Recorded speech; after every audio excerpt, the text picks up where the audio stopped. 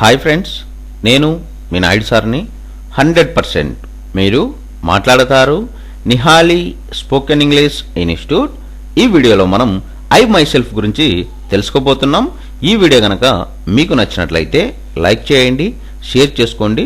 Share చేసుకోవడం వలన ఎంతోమంది ఇంగ్లీష్ రాని వారికి నిహాలి స్పోకెన్ ఇంగ్లీష్ని పరిచయం చేసిన వారు అవుతారు. మీరు గనక మన నిహాలి స్పోకెన్ ఇంగ్లీష్ని మొదటిసారి చూస్తూ ఉన్నట్లయితే తప్పకుండా సబ్స్క్రైబ్ చేసుకోండి. I myself. I myself అంటే నా అంతట నేనే అని అర్థం. ఐ మై సెల్ఫ్ను ఎలాంటి సందర్భాలలో ఉపయోగిస్తాము అంటే, మనం మాట్లాడే మాటల సందర్భాలలో ఏ ఒక్కరి సహకారం లేకుండా నా అంతట నేనే చేశా అని చెప్పే సందర్భాలలో మనం ఐ మై సెల్ఫ్ను ఉపయోగిస్తాము. ఎగ్జాంపుల్ తీసుకున్నట్లయితే, I myself teach the poor people. నా అంతట నేనే పేదవారికి విద్యను అందిస్తాను. I myself help the poor people. నా అంతట నేనే పేదవారికి సహాయం చేస్తాను. I myself went there.